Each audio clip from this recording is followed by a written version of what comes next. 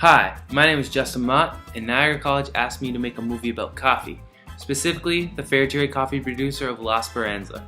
La Esperanza is located in Los Cacaos, Dominican Republic. This is my journey from the last 5 months of living in Los Cacaos. I hope you enjoy. Welcome to Aso Kai's nursery. Coffee seeds are generally planted in large beds in shaded nurseries. After sprouting, the seedlings are removed from the seed bed to be planted in individual pots in carefully formulated soils. They will be watered frequently and shaded from bright sunlight until they are hardly enough to permanently planted. Planting often takes place during the wet season so that the soil around the young trees remains moist while the roots become firmly established. Aso Kai sells the young trees to local farmers at a discounted price. Now that you have an idea of where the coffee tree actually comes from, come with me as I step into the actual boots of a farmer and take a look into what it takes to get from the seed to the cup. Hey guys, how's it going? We just got to Rufino's farm. I picked Rufino's farm because I'm already familiar with it, and he has about 15 people right now on his farm actually picking the coffee. So it's like, for me to make the film, it makes it a lot easier. So that's the reason I picked Rufino's farm, and I actually really do. I've seen other coffee farms, and it's just like the layout of it. It has a bathroom, it has a cooking area, it has a gazebo for all the people to have an enjoyable lunch on their break. The farm spans over 7 hectares of land, with coffee being the more dominant crop. The farm also has a wide variety of other fruits, such as bananas, sour oranges, moringa, and avocados. And just right down there is the driveway to the farm.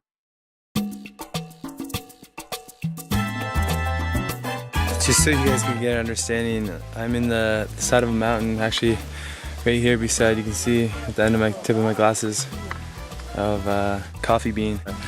This one's not just right, but I'm gonna be heading down the mountain a little bit more, and I'll show you how steep it actually is, how steep of a mountain coffee grows. Coffee is grown on in the shade, so it's gonna like walk down here and go find Rufino because he's around here. There he is, Rufino. We found him on the side of the mountain, picking some good beans.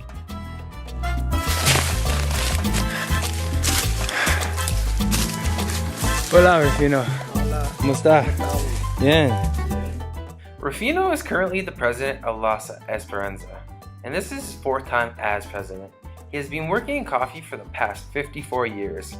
He started working in coffee with his dad at the age of 8, so I thought it would be fitting to learn the total process of coffee alongside him.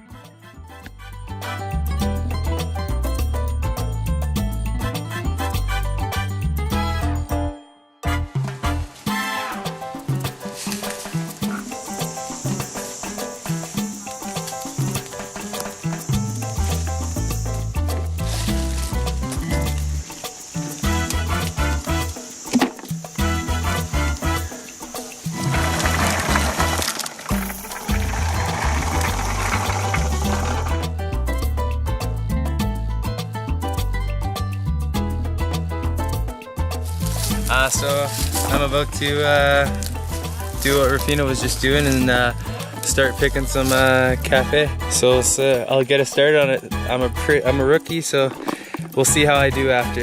All right. Aquí. Rojo.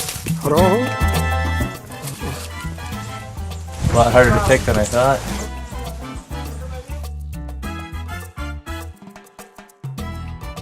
Ooh, your arms get sore from being up so high all the time.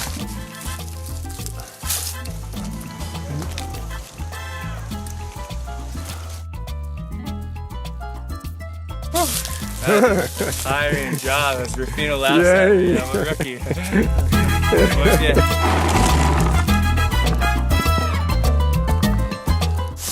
Hey guys, how's it going? I just got done picking some coffee.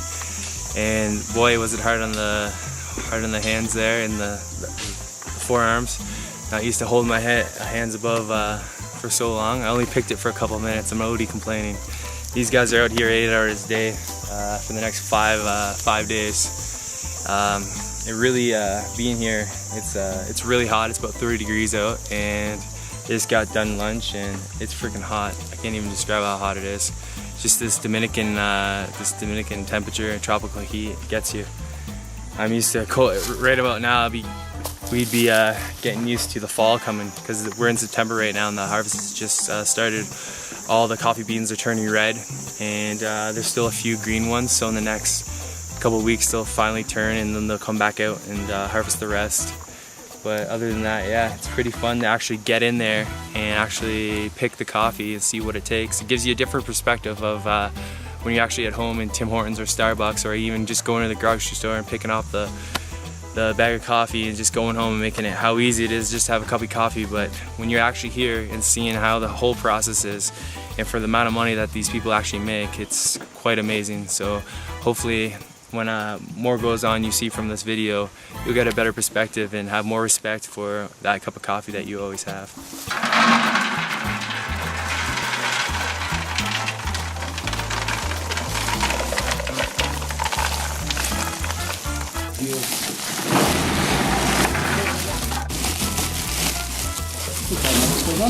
They're just loading up the day's harvest of cafe today.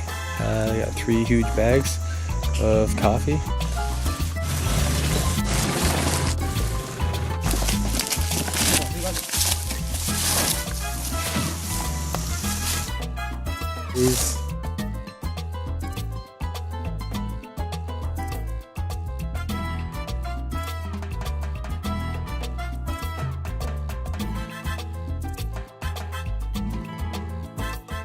The wet method processing, the pulp is removed from the coffee cherry after harvesting and the bean is dried with only the parchment skin left on. The freshly harvested cherries are passed through a pulping machine where the skin and pulp is separated from the bean. Thinking this would be a walk in the park, I gave it a try.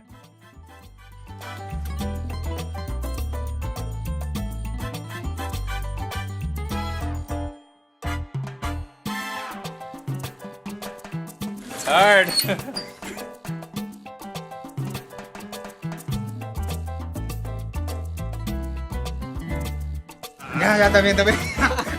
Getting tired after 30 seconds, I'll let the pros stick to this. Depending on the weather, fermentation can take between 16 and 30 hours. The purpose of this process is to remove the slick layer of mucilage called the parenchyma that is still attached to the parchment. While resting in the tanks, naturally occurring enzymes will cause this layer to dissolve. When fermentation is complete, the beans will feel rough rather than slick to the touch. When the fermentation is complete, the coffee is thoroughly washed with clean water in the washing stations. After the pulp has been removed, what is left is the bean surrounded by 2 additional layers, the silver skin and the parchment. The beans must be dried to a water content of about 10% before they are stable. Coffee beans can be dried in the sun or by machine, but in most cases it is dried in the sun to 12 to 13% moisture and brought down to 10% by machine. When dried in the sun, coffee is most often spread out in rows on large patios where it needs to be raked every 6 hours to promote even drying and prevent the growth of mildew. Once dried, these beans, referred to as parchment coffee, are warehoused in chute bags until they are ready for export. After an order has been placed, the coffee is then taken from storage and sent over to the hulling area.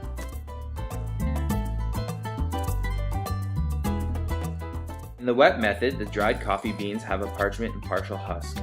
These are removed in a mechanical operation known as hulling. The hullers usually rotate at a speed of 450 to 800 RPMs. Higher speeds result into a polished appearance, but also increase the breakages.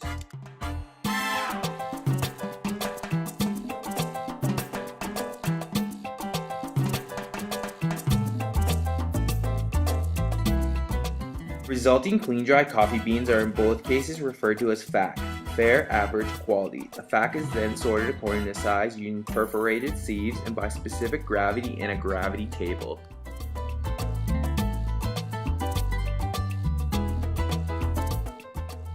The gravity separator shakes the size beans on a tilted table so that the heaviest, densest, and best vibrate to one side of the pulsating table and the lightest to the other.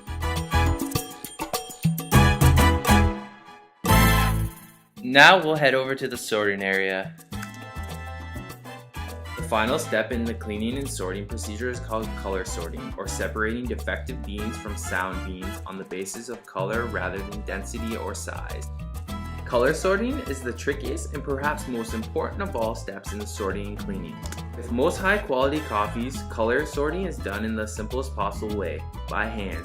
Here at La Esperanza, they use teams of women who pick discolored and other defective beans from the sound bean. Coffee that has been cleaned by hand is usually called European preparation. Most specialty coffees have been cleaned and sorted in this way.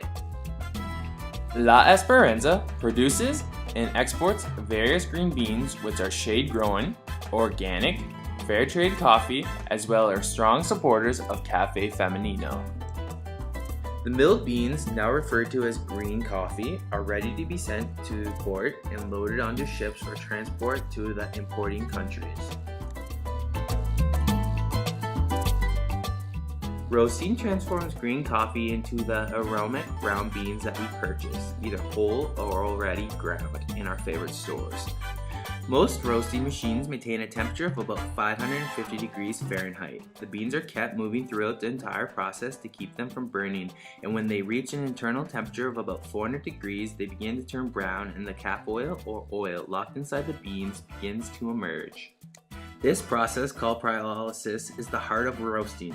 It is what produces the flavor and aroma of the coffee we drink. When the beans are removed from the roaster, they are immediately cooled either by air or water. Roasting is generally performed in the importing countries because freshly roasted beans must reach the consumer as quickly as possible. The objective of a proper grind is to get the most flavor in a cup of coffee. How coarse or fine the coffee is ground depends on the method by which the coffee is to be brewed. Generally, the finer grind, the more quickly the coffee should be prepared.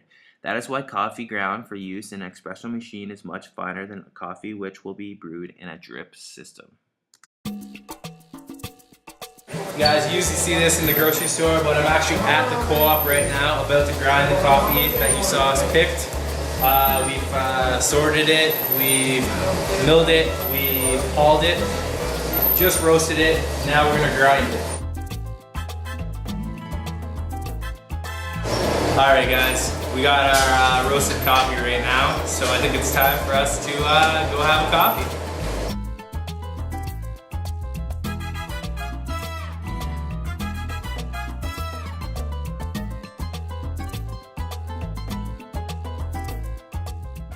Before you brew your La Esperanza coffee, take a moment to look carefully at the grinded or whole beans. Smell their aroma. Think of the many processes that these beans have gone through since the day they were hand-picked and sorted here in Los Cacaos. Consider the long way they have traveled to your kitchen. Prepare your coffee thoughtfully and enjoy it with pleasure. Many people have been instrumental in bringing it to your cup. Café La Esperanza, de mi taza de café a la tuya.